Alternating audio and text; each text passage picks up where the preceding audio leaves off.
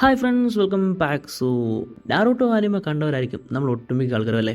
നാരുട്ടോ anime കണ്ടവരോട് ഏറ്റവും ഐക്കോണിക്കായ ജൂട്സു ഏതാണെന്ന് ചോദിച്ചാൽ ഒട്ടുമിക്ക ആൾക്കാരും പറയുന്നത് ഷാഡോ ക്ലോൺ ജൂട്സു ആയിരിക്കും. കാരണം ഇത് നോർമൽ നിൻജൂട്സു പോലെ അല്ല എന്നതാണ്. മാത്രവുമല്ല, ഇത് നാരുട്ടോയുടെ ജീവിതവുമായി ഒരുപാടധികം ബന്ധമുള്ള ഒരു ജൂട്സു കൂടിയാണ്.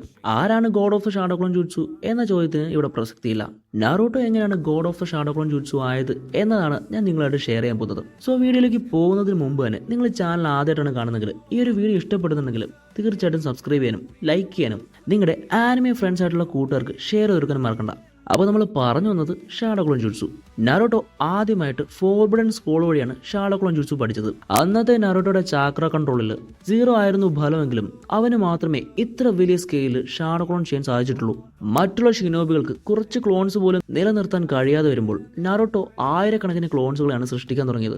നാരുട്ടോയുടെ ട്രെയിനിങ്ങിലാണ് ഇതിന്റെ യഥാർത്ഥ പൊട്ടൻഷ്യൽ കാണിച്ചു തന്നത്. ഉദാഹരണത്തിന് റസൻകാൻ നാരുട്ടോ ക്ലോണുകളുടെ സഹായത്തോടെയാണ് അവൻ വേഗത്തിൽ പഠിച്ചത്. പിന്നീട് റാസൻ ഷുരിക്കാൻ ഡെവലപ്പ് ചെയ്തപ്പോൾ പോലും ഓരോ ക്ലോണും റിസർച്ചും ചാക്ര മാനിപ്പുലേഷനും അറ്റാക്കിംഗ് ടെസ്റ്റും ഒരേ സമയം ചെയ്തു. ഒരാൾക്ക് മാസങ്ങളോ വർഷങ്ങളോ വേണ്ട ട്രെയിനിങ് നാരുട്ടോ ദിവസങ്ങൾക്കുള്ളിലാണ് പൂർത്തിയാക്കിയത്. ഇതെല്ലാം ഷാഡോ ക്ലോൺ ജൂട്സു ഉള്ളതുകൊണ്ടാണ് അവന് വേഗത്തിൽ ചെയ്തെടുക്കാൻ പറ്റിയത്. നാരുട്ടോയുടെ ഈ ഒരു ഷാഡോ ക്ലോൺ ജൂട്സുവിന്റെ മെയിൻ അഡ്വാൻറ്റേജ് എന്താണെന്നറിയോ? അവന്റെ ക്ലോൺസ് പഠിക്കുന്ന കാര്യങ്ങളും അവനിലേക്ക് തന്നെ അബ്സോർവ് ആവുന്നുണ്ട് എന്നതാണ്. പിന്നീട് സേജ് മോഡ് പഠിക്കുമ്പോഴും നാരുട്ടോ ക്ലോൺസിനെ പെർഫെക്റ്റ് ആയിട്ട് യൂസ് ചെയ്തിരുന്നു. മൗണ്ടൻ മ്യൂബോക്കിൽ ട്രെയിൻ ചെയ്യുമ്പോൾ ക്ലോൺസിനെ വിവിധ മെഡിറ്റേഷൻ സ്റ്റേജിലേക്ക് എത്തിച്ച് ഒരേ സമയം നാച്ചുറൽ എനർജി ഗ്യാദർ ചെയ്ത് ഇതിലൂടെ നാരുട്ടോ ഒരു ഷിനോബിക്ക് സാധിക്കാത്ത വേഗത്തിൽ സേജ് മോഡിനെ മാസ്റ്റർ ചെയ്തു. വാർ ആർക്കിൽ സംഭവിച്ചതും ഫാൻസിനെ ഒരുപാടധികം അത്ഭുതപ്പെടുത്തുന്നതായിരുന്നു. നാരുട്ടോ തന്റെ ക്ലോൺസിനെ വിവിധ ബാറ്റിൽ ഫീൽഡിലേക്ക് പറഞ്ഞുവിട്ട് ഒരേ സമയം പല സ്ഥലങ്ങളിൽ അറ്റാക്ക് ചെയ്യുകയായിരുന്നു. കാഗകൾക്ക് പോലും നാരുട്ടോന്റെ ക്ലോൺസിന്റെ ഷിയർ പവറും ഡിറ്റർമിനേഷനും കാണുമ്പോൾ വിശ്വസിക്കാൻ സാധിച്ചിരുന്നില്ല. മാതറ ഉച്ചയ്ക്കും ഒബിറ്റയ്ക്കും ടെൻഡേൽ ആർമിക്കുമെതിരെ നാരുട്ടോയുടെ ക്ലോണുകളുടെ കോൺട്രിബ്യൂഷൻ ഇല്ലാതെ ഷിനോബി വേൾഡ് രക്ഷപ്പെടാൻ കഴിയുമായിരുന്നില്ല എന്നത് വലിയൊരു സത്യം തന്നെയാണ്. അതുകൊണ്ടൊക്കെ തന്നെയാണ് ആരാധകർ നാരുട്ടോയെ god of shadow clone jutsu എന്ന് വിളിക്കുന്നത്.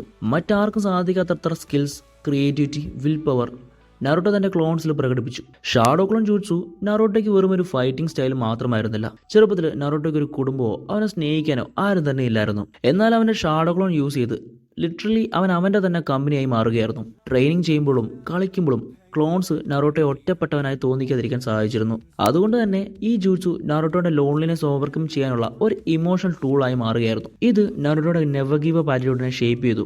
ഓരോ ക്ലോൺസും അവരുടെ ഡിറ്റർമിനേഷന്റെ ഒരു ചെറിയ ഭാഗമായിരുന്നു. നെജിയും ഗാരയുമായിട്ടുള്ള ഫൈറ്റിൽ പോലും ക്രിയേറ്റീവ് ആയിട്ടുള്ള രീതിയിൽ ക്ലോൺസിനെ യൂസ് ചെയ്തതും പെയിൻ ഇൻവാൻഷനിലെ നാരുട്ടോയുടെ ക്ലോൺസ് ഹിഡൻ ലീഫ് വില്ലേജിനെ രക്ഷിക്കാൻ ലിറ്ററലി ജീവൻ കൊടുത്തതും വാർ ആർക്കിൽ അവന്റെ ക്ലോൺസ് ഷിനോബി ലോകത്തിന്റെ മൊറാലും യൂണിറ്റിയും റെപ്രസെന്റ് ചെയ്തതും ഓരോ ആനിമെ ഫാൻസിനും മറക്കാനാവാത്ത കാര്യം തന്നെയാണ്. അതുകൊണ്ട് തന്നെ ഷാഡോ ക്ലോൺ ജൂട്സു നാരുട്ടോയ്ക്ക് ഒരു വെപ്പൺ മാത്രമല്ല, അവന്റെ സ്വന്തം സ്പിരിറ്റിന്റെ പ്രൊജക്ഷൻ ആയിരുന്നു എന്ന് തന്നെ പറയാം.